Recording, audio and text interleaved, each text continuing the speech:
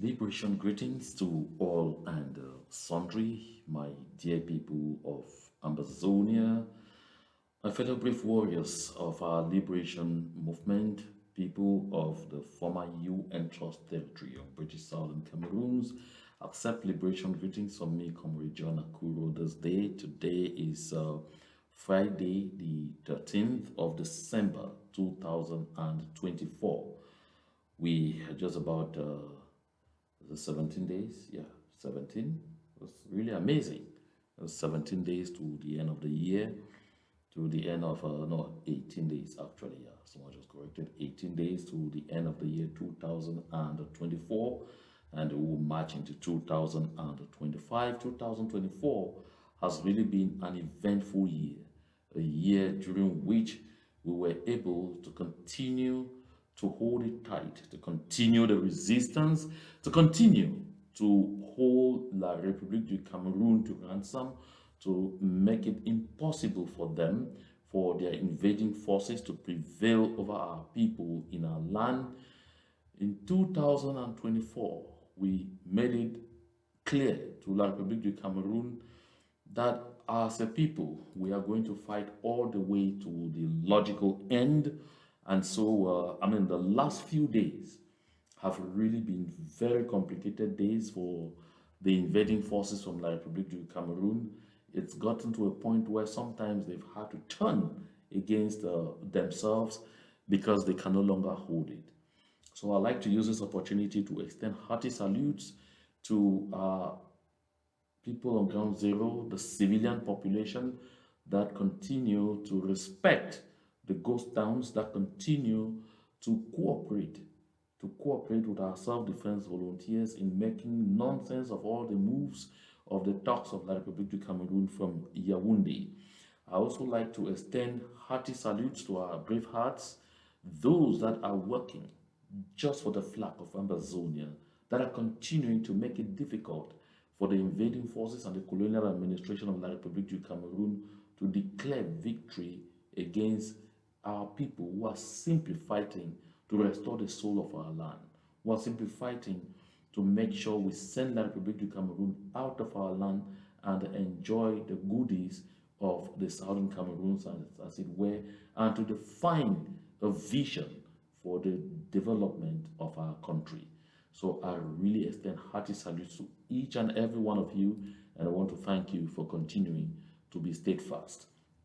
And for those of you who are hooked up to this broadcast right now, share the link as much as you can and make sure that we have as many people as possible to join this other interesting and important conversation, because during this lot we are going to discuss issues of serious interest to our liberation movement. So do your own part by sharing the link as much as you can so we reach as many people as possible. And I've received a lot of calls regarding the last broadcast that I had with Professor Carlson Anyangwe in the studio.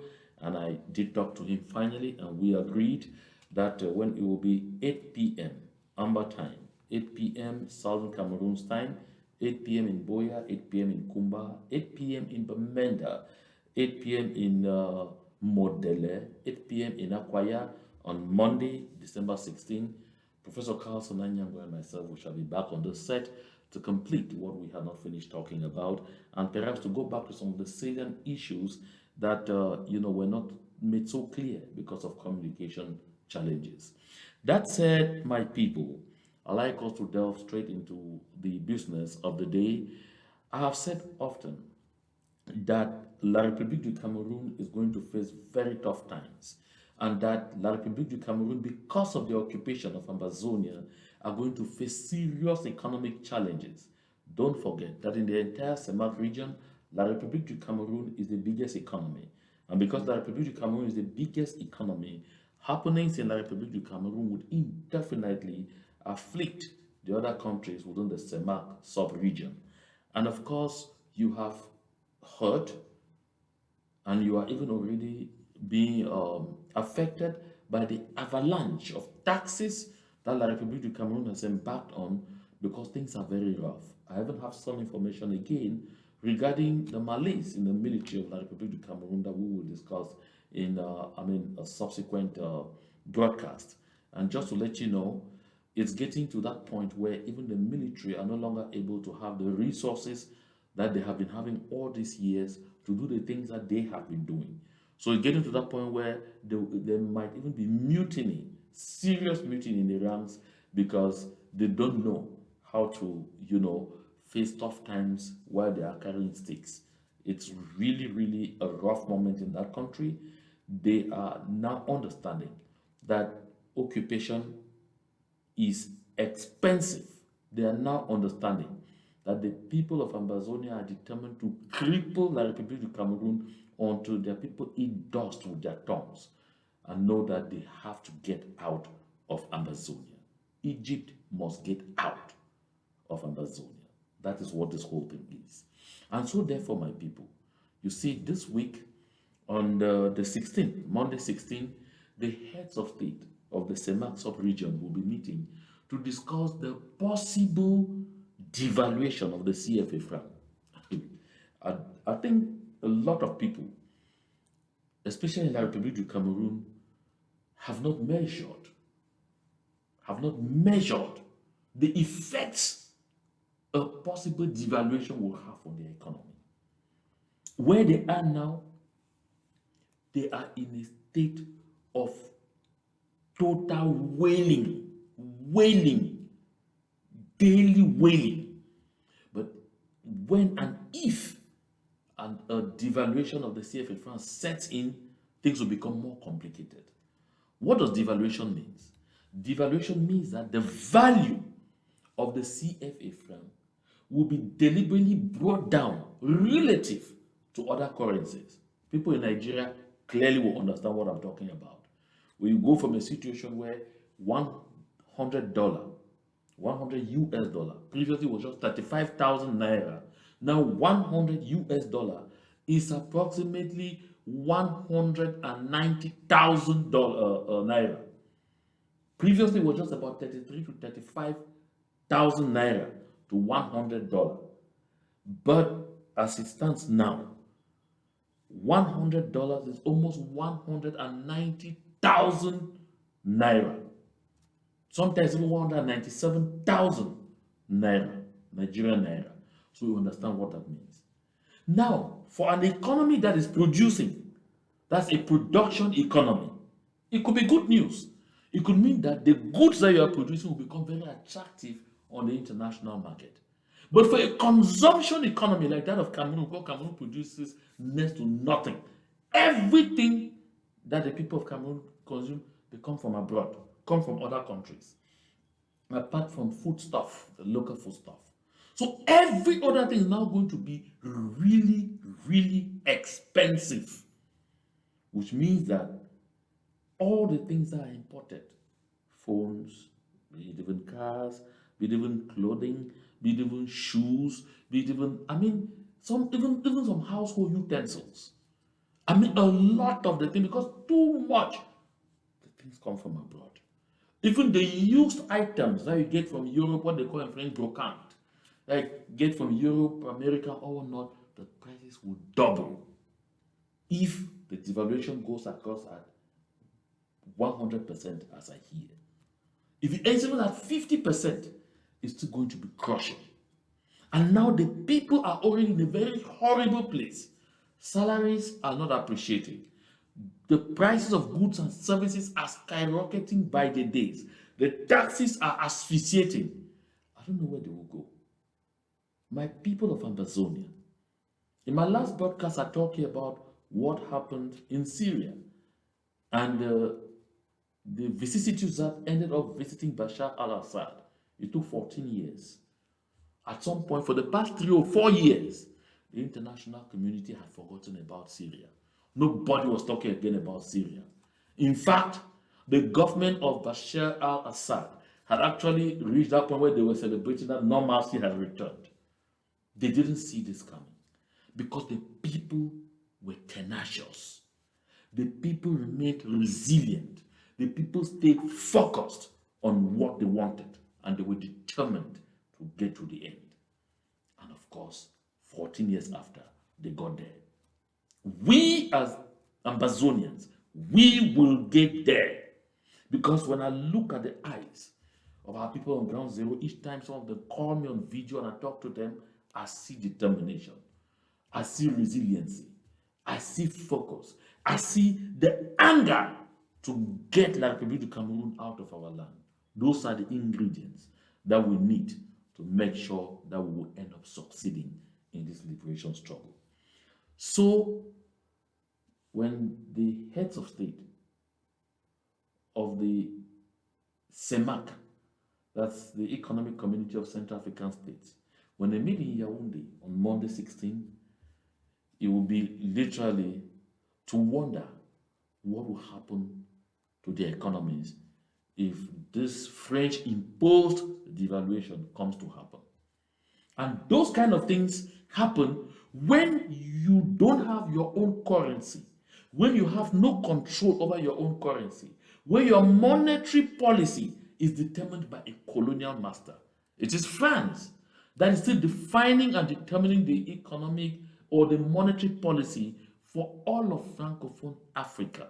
This is one of the issues we have been complaining about.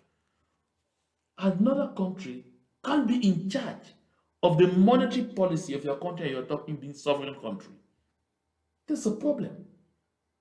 You can't run your economy properly with another person holding the strings. This is another fundamental reason why the people of Ambazonia don't want to have anything to do with La République du Cameroon. Because of this evil link, this evil connection, this unfriendly, this development saddled or development destructive connection with France. This is why a lot of Francophone African countries have not developed. Even those that have made some kind of strides, check and see how much they owe in external debt. This is the reason. Well, on that one, or just passing. Let's pass again on another issue that is rattling the people in Yaoundé. I have bet you, my people, it's getting to a point where the people of La République du Cameroon, if they had their way, I say this, I'm not joking. If somebody were to land in that country with, say, 200 flights, aircraft, and say, anybody who is ready to leave this country now, jump to the airport. If you're not careful, even Paul Bia's family will be at the airport. Because it's too bad. Look at the quality of water. Oh, I'm sorry about that. I got the wrong cut, but let's go there. We definitely will get it right. Look at the quality of water that's flowing in the tap. This water is flowing into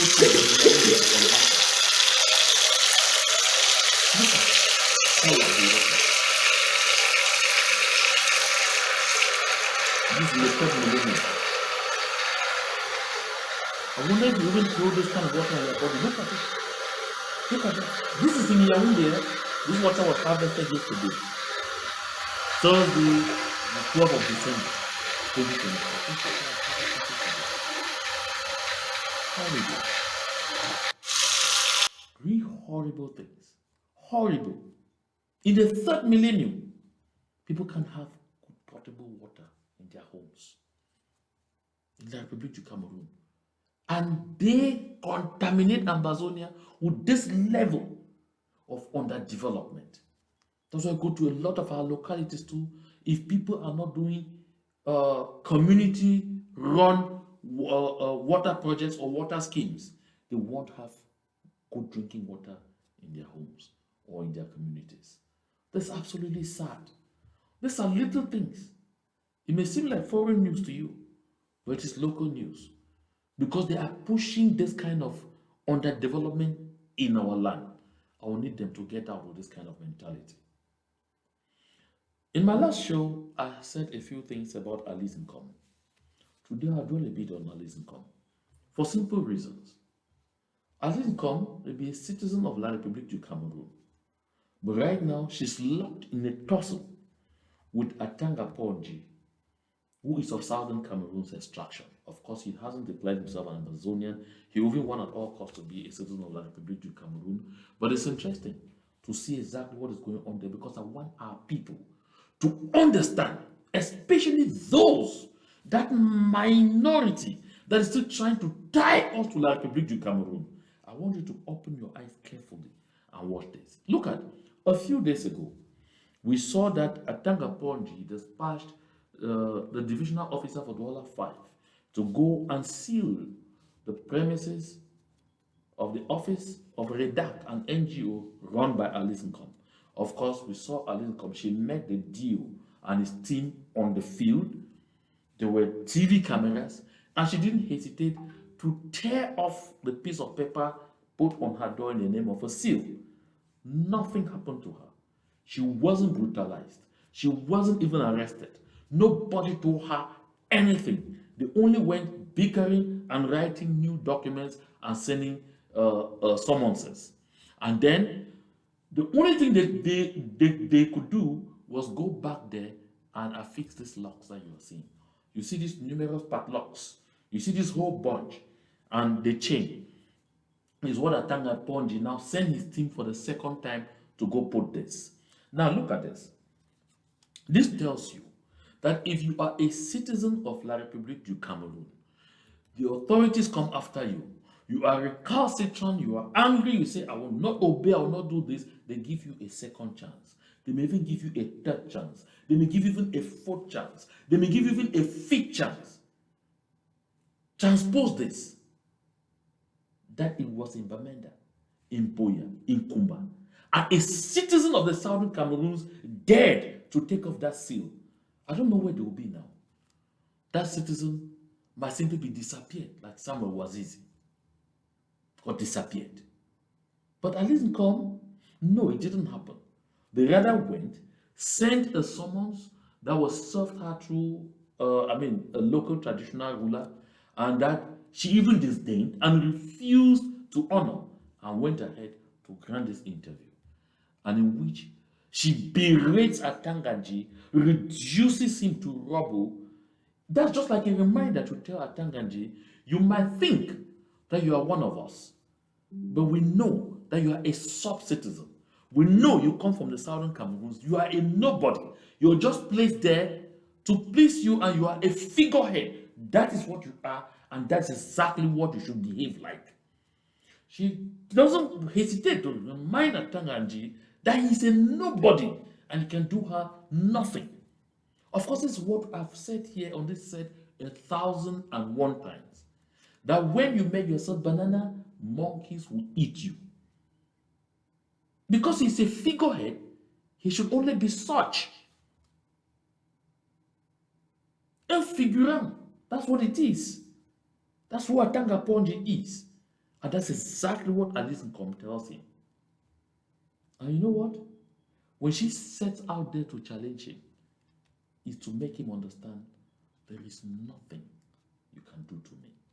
Let's listen to Alice Nkom. Bonjour. Bonjour. Ça va aller? Ouais, ça va aller.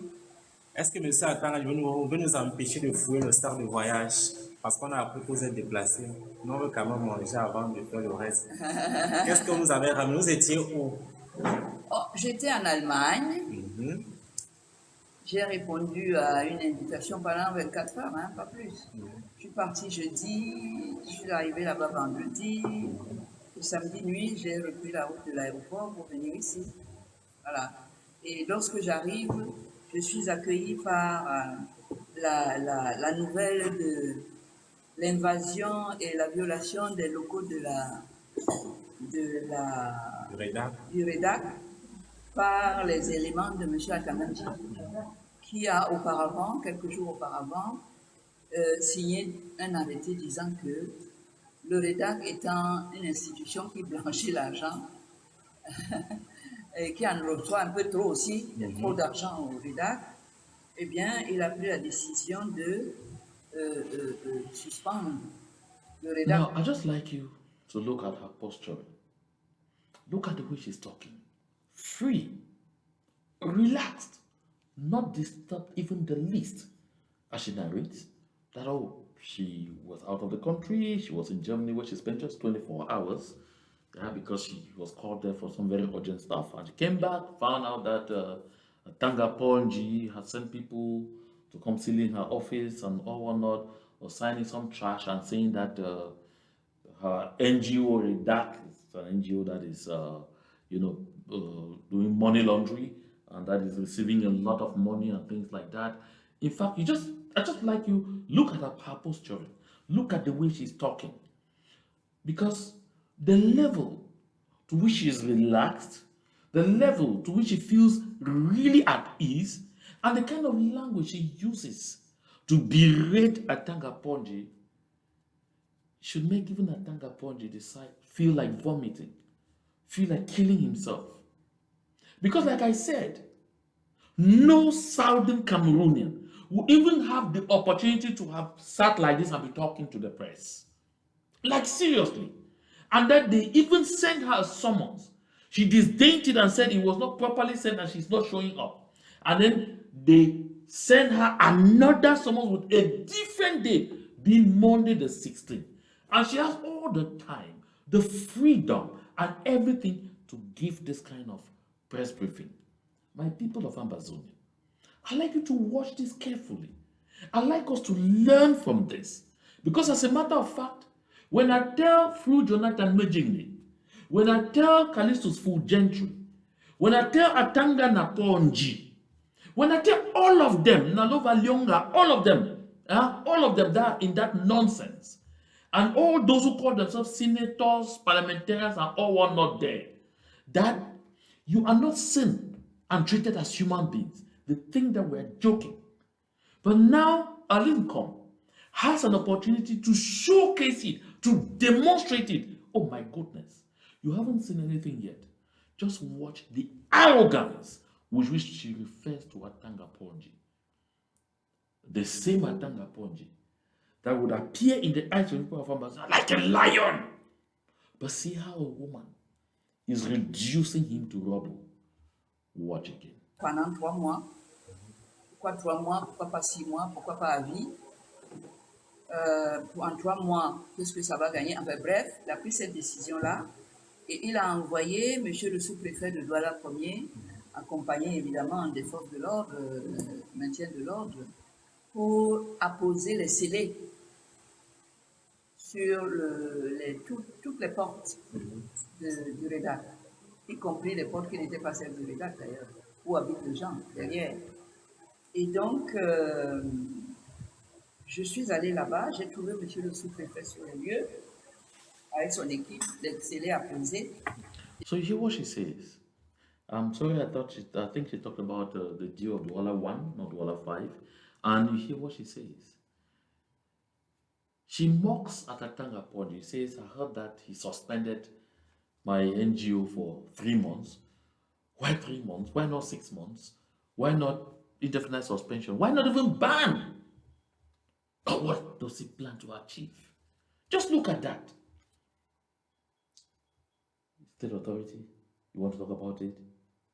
They don't care when they have to work on you, when they have to smash you, when they have to remind you that you are a nobody. You see, she made the deal on the spot. I'm saying this because right ahead, I will remind us of something that is very important for us to take note of. Let's go. Je leur ai demandé en vertu de quoi vous avez fermé mes portes et est-ce que je pouvais lire le document qui les autorise à apposer les scellés. Quel est le texte de loi, quel est le texte même administratif qui parle de scellés. Ils ont dit que non seulement ils ne peuvent pas me donner ce document qui parle de scellés, mais ils n'ont même pas apporté l'arrêté de monsieur le ministre, où ils ont oublié, ou ils ne l'avaient pas encore imprimé, mais bref, ils ont donc apposé les scellés avant même de me montrer le document sur lequel, depuis que j'interviens, depuis hier, il y a cette affaire-là, vous avez vraiment eu l'impression que votre maman peut avoir peur d'Atanga. Did you hear what she said? After narrating how she made the deal and all whatnot, and then the stupidity of their movement, they didn't even have the document that authorized them to seal her office, and they didn't even move along with the decision that Atanga Ponji signed suspending her NGO and all whatnot. Then she stops. She says something extremely important. She said, but since I've been talking about this whole thing, do you people have the impression that your mother is afraid of Atanga Ponji? Can be frightened by Atanga Ponji? Hey, gosh. You say these are gods, right? She says, she asked that, look at me, please look at me carefully. Since this whole thing started and the way I've been carrying myself, do you have the impression that I'm afraid? That I'm frightened, disturbed about the agitations of Atanga Ponji? She even goes further. Vous avez vraiment eu cette impression? Si je vous ai donné cette impression, alors je vous demande pardon. Parce que c'est loin de ce que j'ai l'intention de montrer et de faire. Did you hear that?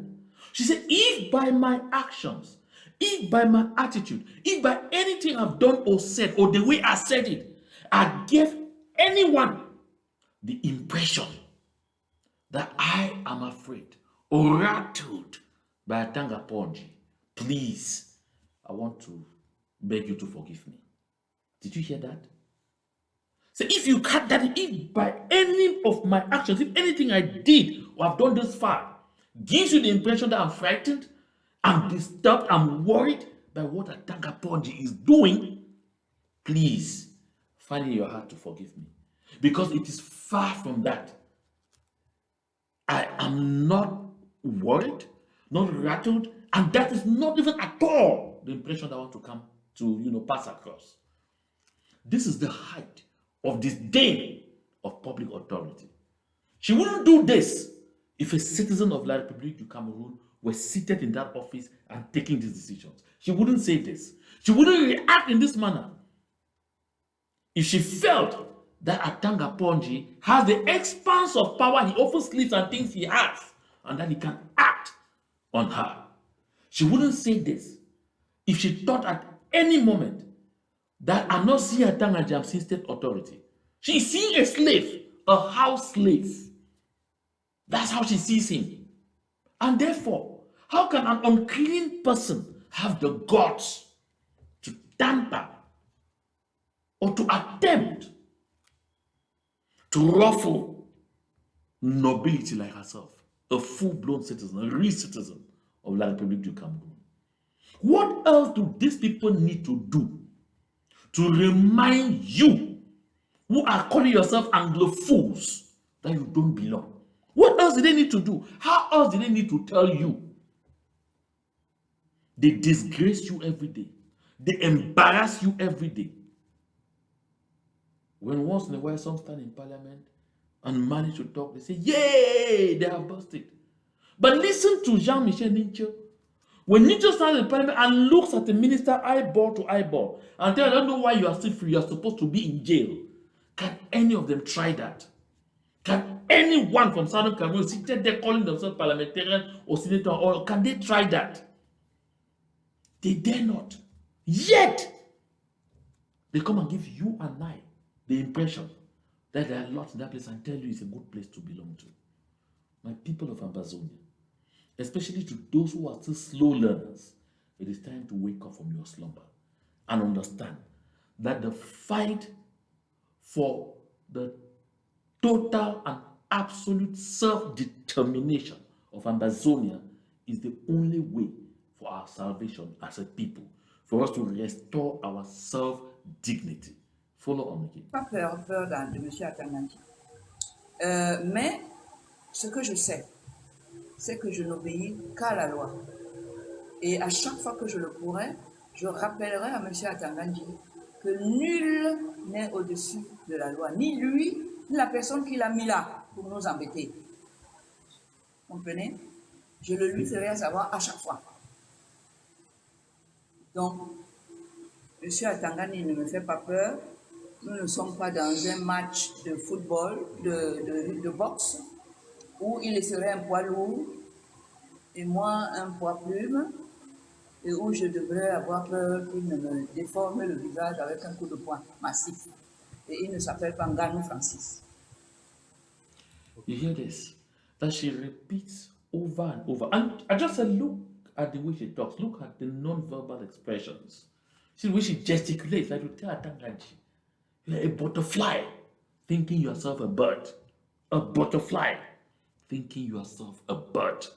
You tells him, think that you are whatever. Said, I don't fear. I'm not afraid of Atanga Ponji. I'm not worried by Atanga Ponji. Anything Atanga Ponji, those just means nothing to me. Now, let me tell you, let me give you another aspect of this because I'll not get back to Alice Nkom. There's a lot that she's still saying going forward, but I'll not get there. She's really, really completely flattened Atanga Ponji. But I'll tell you it.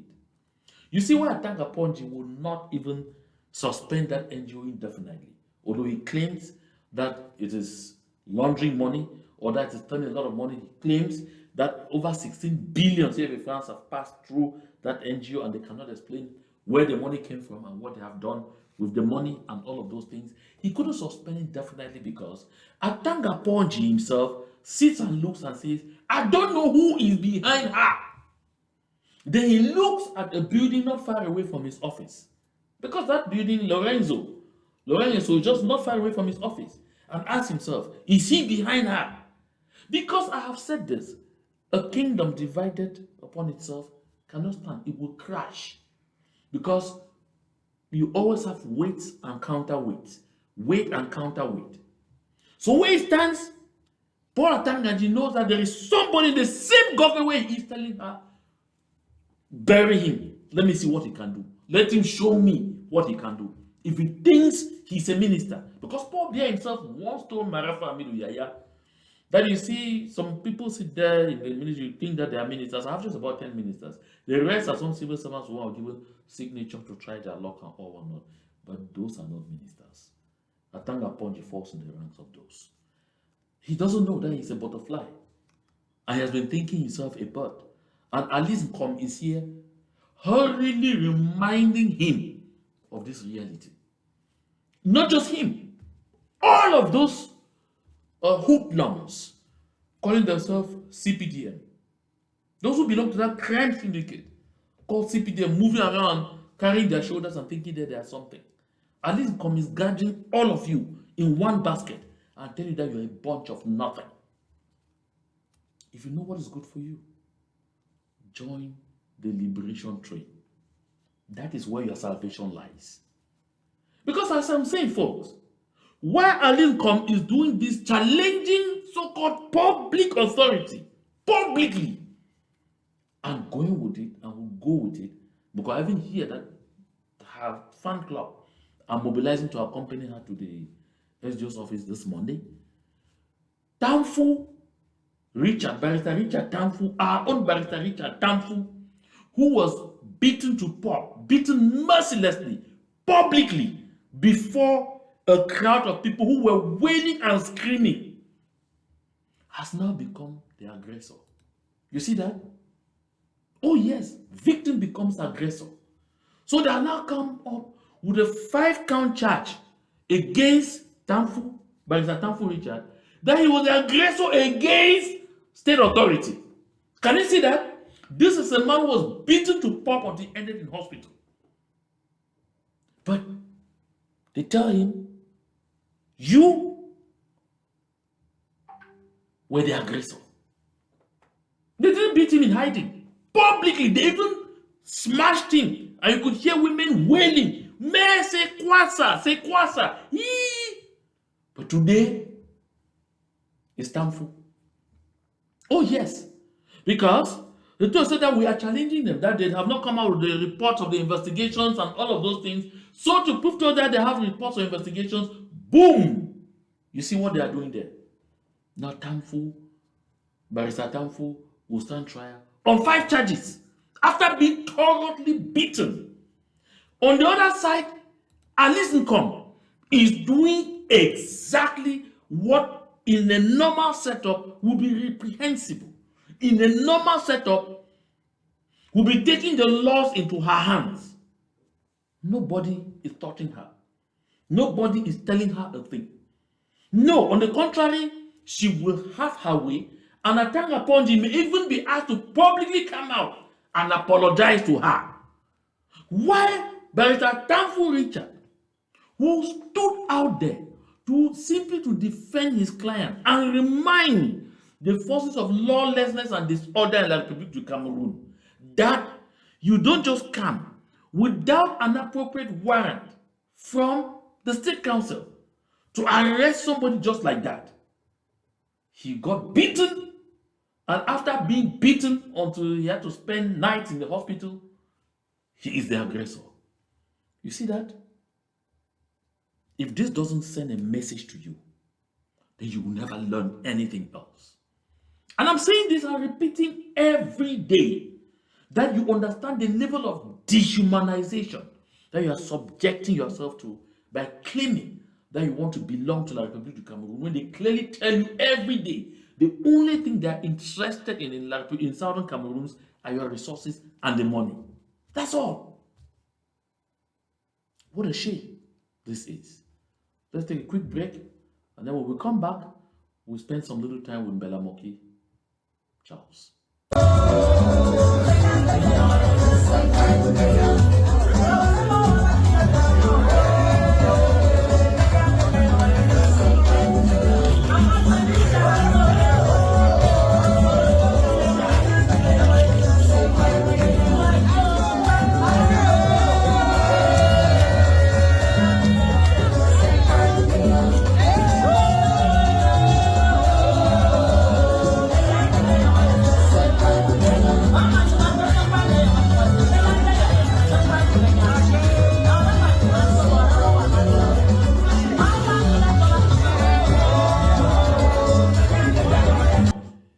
Welcome back from Manu, and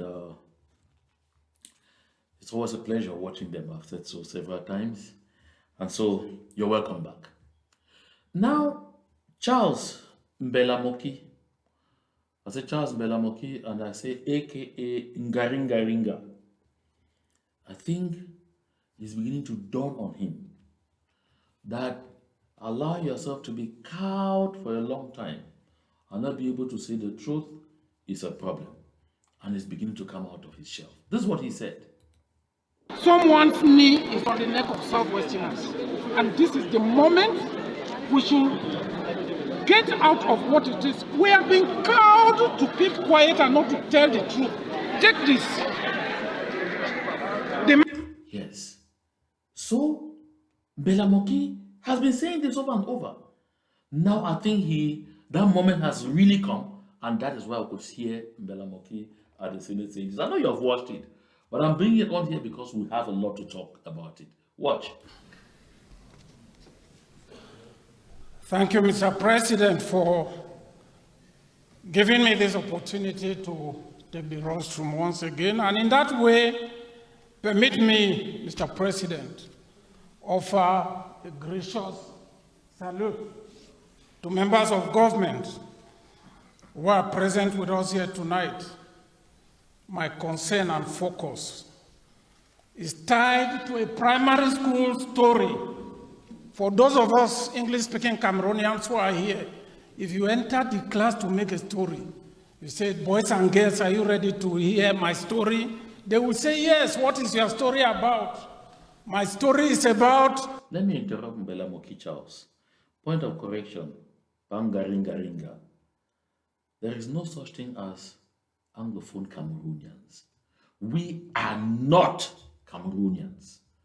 We are not citizens of La République du Cameroon. If you want to use that Cameroon at all costs, say Southern Cameroonians. If you want to be specific, say Amazonians. But I allow you to say Southern Cameroonians. Or you can still allow you to use one that has some historical backing, that West Cameroonian, like Honorable Weber had the habit of saying. Listen, my brother, we are not Anglophone Cameroonians. And so anyone who is making that kind of statement, first, you're on the wrong premise. That's to say by the least. But what I want you to do, mark the way he talks. Look at his body language. And then you mark his tone. You see that while he's even struggling to say what he's saying, Mbella Moki is carried away by fright. Follow.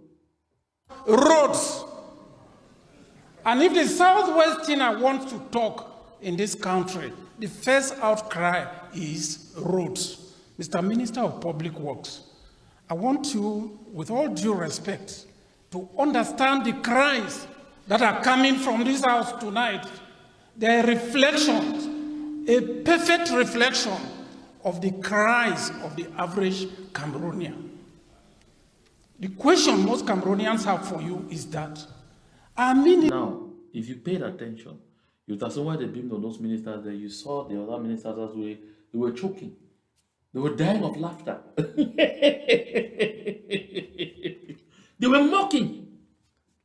Because what is he talking about? What's he pouting about? We haven't even had the opportunity to develop our own land, our own country. And you expect us to bother about what is happening in a land where we are only supposed to exploit, to collect and collect and collect. Who are you people? That's why they are laughing. That's why they are chuckling. That's why they are mocking. Oh, how are the mighty fallen? Mbella, continue. Ministers who are charged with the duty of taking care of the road network in our country, do they circulate in this country by air or by road? How can it be that the economic capital is not properly connected to the national capital of our country? What image are we giving to the world? Mr. Minister, a few days ago you came around with some explanations after the Delegate General for National Security spoke out about the road network in the country.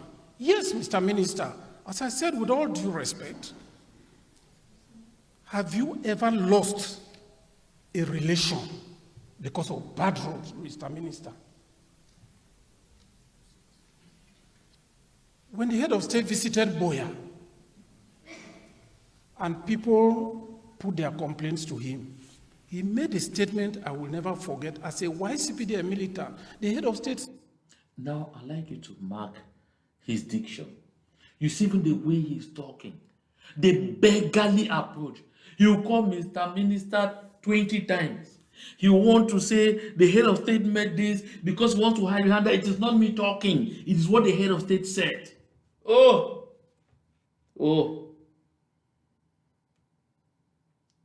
I've cried a time in the southern Cameroons when men were men.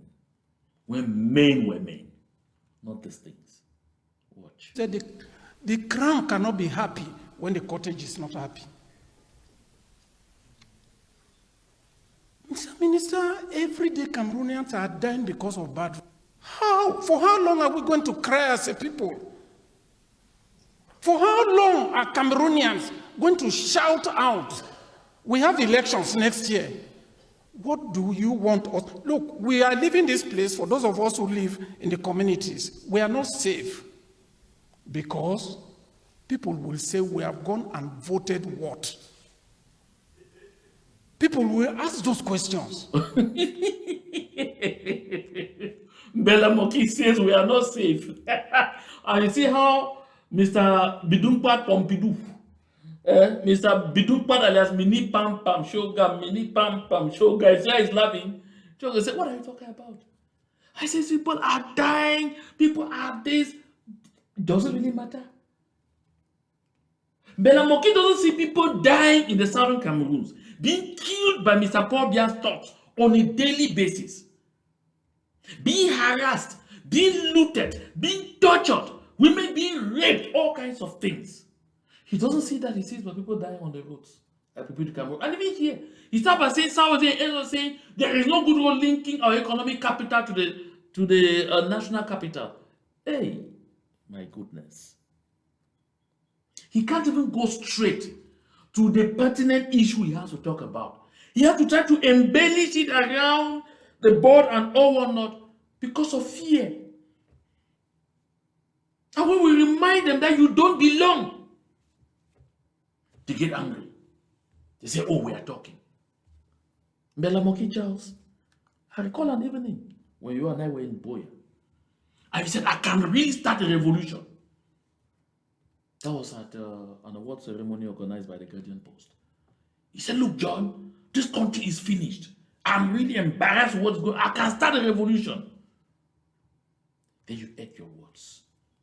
When a liberation movement started, I expected Mbella Moki to stand up and say, this is me, like a real man. Hell no.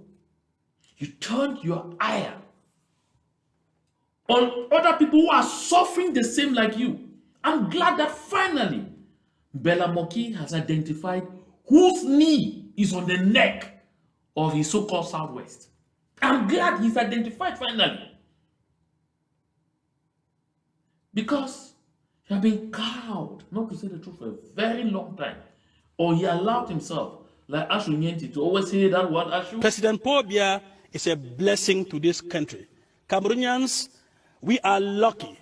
We are made because we have Paul Biya, the helm of the state calf. This president is our greatest marksman. He is a... Okay, leave it there, Ashu, I beg. You yourself, you're exaggerating it. Because you see, you're at CRTV. Hear what Mbella Moki will say about you soon. It's a shame. House slaves are the only ones doing this whole nonsense. I mean, house slaves. Let's go back to Mbella Moki. We don't have answers, no matter what CRTV is trying to portray now. Areas. I come from the Southwest. We have 6 divisions. Ashu, did you hear what he said? No matter what CRTV is trying to portray now, we've always said it. That CRTV is a propaganda machinery. It's a lying machine. The greatest lying machine of all times. And this is Mbella Moki, senator of the ruling CPDM, finally calling CRTV by its real name. Ashu Nyeti, did you hear that? Well, what will you say to that, Ashu, again? A principal goal scorer. He has always taken us out of very difficult situations. First, because of his immense wisdom. Second, because of his aura and international clout. Those who meet President Paul Biya for the first time are out and bow in reverence, in respect. Exactly. That's what happens. Mbella Moki, you see him there. Even when he's claiming to cry, he's doing what? Bow in ow. Hey, Lordy. With all due respect, Mr. Minister. But the other way, you saw Alice Nkom. Saying, who is he even? Atanga. If I've given you the impression that I can be afraid of him, please forgive me. That gave you that impression. Oh. Why? This is painful to watch sometimes. Very painful to watch. And why Mbella Moki is here narrating saying all this trash? You know what is going on? Paul Biya, Modiki, and others are cutting thousands of billions of CFA from Cape Limbo, churning much more from Sonara in Limbe, cutting again resources from CDC in Fako. Mbella Moki hadn't seen all of this. He will ask some pertinent questions to which I'd like us to volunteer answers. Let's go. How many of those divisions are adequately linked to the regional headquarters? The regional headquarters itself is not linked to the economic capital, which is the way out. Now, we condemn English-speaking Cameroonians for being terrorists. Let me reveal this to all of you, the government bench. You are giving a lot of work to our gallant military boys. If you want to condemn the people of Lebialem and say they subscribe to Ambazonian tendencies, it is simple. The bottom line is underdevelopment. There are no... Chicken have come home to roost. So Mbella Moki now understands why we have to be in this liberation movement. Like Republic of Cameroon doesn't care about us. Like Republic of Cameroon sees us as subhumans. Like Republic of Cameroon sees us as slaves. Like Republic of Cameroon sees us as a conquered people. They are colonial masters in our land. That's why we want them out. Short and simple. Mbella Moki, you have understood it. I hope when you go back, you'll be asking for a camp to go there and how do they those things, and get enlisted to stand up for what we all believe in. You see, the people want La République du Cameroon out of our land because, one, La République du Cameroon has no vision about development. Two, they can't even help themselves, so they can't help us. Three, our cultural beliefs and ideas about how a society should be run are completely different. There is no similarity between us. None. There is nothing that ties us together. That is why we want them out of our land. Mbella Moki, I like that you are learning your lesson. But you need to go further. Let's listen again. Roads. The minister mentioned Ekondo Titi Kumba here when he last came here. There is no road to Ekondo Titi, sir. Even a motorbike cannot go to Ekondo Titi. And that Ekondo Titi is the local government area from which Dr. Chief, the Honorable Prime Minister, Head of Government of La République du Cameroon, John Wute Joseph comes from. He is chief of a small village called Bogongo, 5 minutes away from Ekondo Titi. When is the last time John Wute that he went to Bogongo? Like as Mbella Moki is saying, and I've shown those images here. Even the bike doesn't easily make it to Ekondo Titi. But thousands of billions of CFA are extracted from Zian County, where Ekondo Titi is located, every year by Mr. Paul Biya and his gang. Oh yes. And you sit there. You say, the people of where? Those people that we hate. Like I said, I'm excited that over time I've told Mbella Moki throughout, I want you to identify on this platform. I've told him every day, I want you to identify whose knee is really on the neck of your so-called Southwest. I'm glad that the scales are already falling off your eyes. They haven't fallen completely, they are just falling. Go on. Let us be frank. We cannot be pretending here. We should call a spade a spade. People have resorted to going by sea to Indian division. Mr. President, I understand you, but give me some time to cry to you. Translate the cry of Cameroonians to you.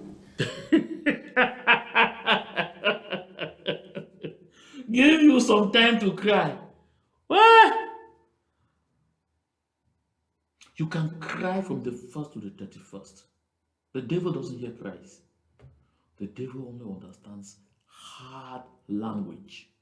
The devil only understands hard language. Ambazonians have understood that.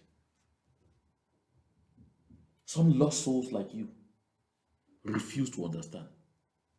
And I hope that you are getting really out of slumber. Finish crying. This is what I'm saying. It is appalling. It is bad. The situation is bad. Other speakers have mentioned areas I don't want to mention. But look at, you cannot travel from economic capital to the national capital. You cannot travel to Kribi, which is to sell Cameroon the future of our nation. Mr. Minister, we saw you signing a document saying that there will be a road from Bikoko to West Coast Idi now. The people of the west, of the southwest, are used to what you are trying to do. A contract was signed to plant a bitumen plant in Limbe. Till date, it is not there. A cement factory, it is not there. The Limbe seaport, all Tico airport, is this, tell us, is this another deception? Now look at this. While Mbella Moki was screaming sometimes, someone's knee is on the neck of the so-called Southwest. I came to this side and I said, Mbella Moki, how many times have you gone to pay a visit to Zacchaeus Fonjindam in the New Bell prison in Douala?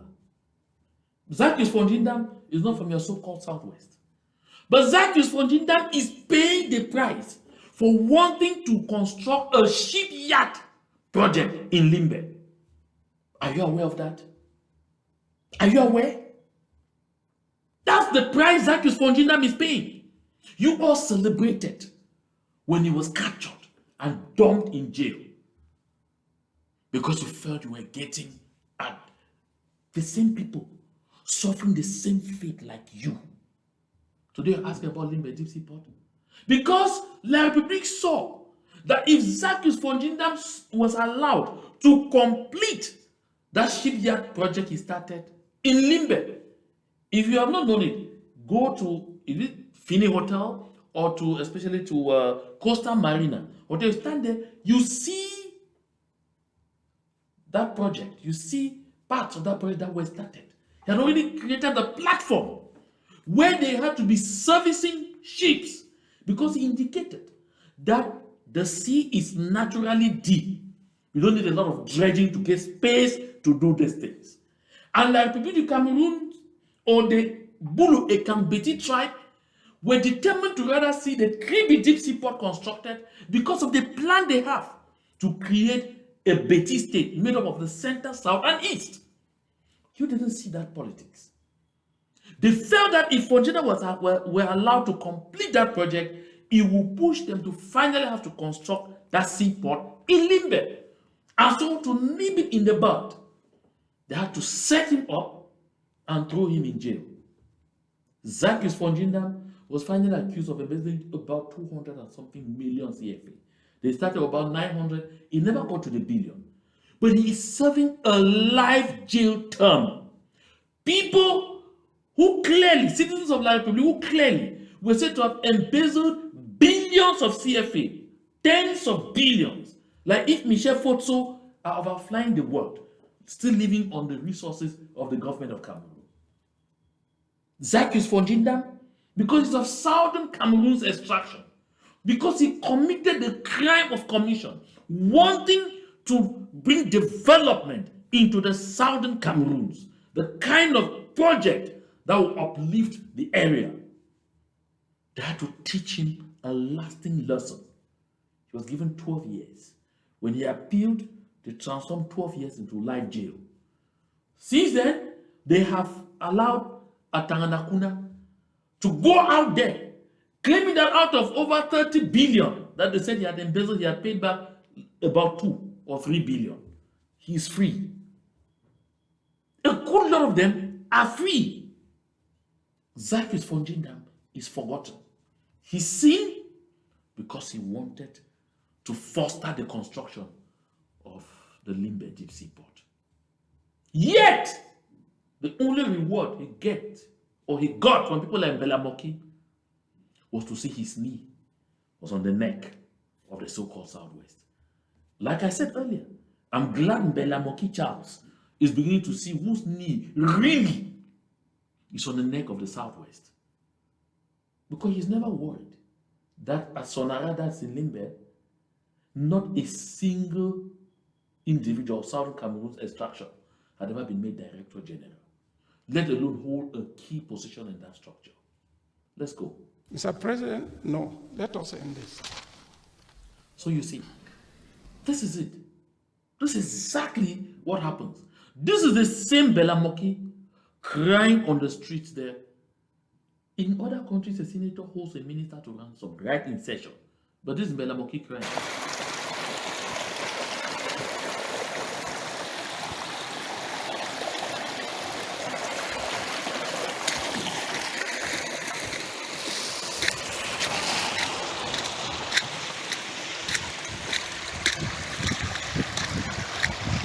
Look at a new road that has just been constructed.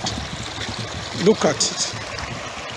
We are in trouble here along the Mokunda Limbe Road. Just runoffs are taking away the whole tar, creating craters on the road. It is dangerous. Accidents, cars stumble on it. This is terrible. it is an indication that the job was a poor job, poorly. So, my people, the freedom and development, economic development and prosperity of the southern Cameroons will not be determined or achieved through rants and empty cries like the one we just saw Mbella Moki display in the Parliament of La République du Cameroon, in a foreign parliament. It will be decided by the people of Ambazonia, who are fighting today by all means possible and available to kick La République du Cameroon out of our land. That is how we will do it. Thank you so much for sharing time with me on the set. I know we're already gone past midnight on Ground Zero. I want to thank each and every one of you for being part of this conversation. Share the link as much as you can, and don't forget to inform those who were not part of this broadcast that we will be returning here on Monday, December 16, with Professor Carlson Anyangwe to examine some of the issues that we did not finish talking about, like the pre-talks in Canada and the incarceration of Comrade Cho Ayaba, Dr. Cho Ayaba in Norway. And so I'd like to thank you for being part of this show. Until we meet back here, it's really do enjoy the rest of your evening. To God be the glory. Thank you.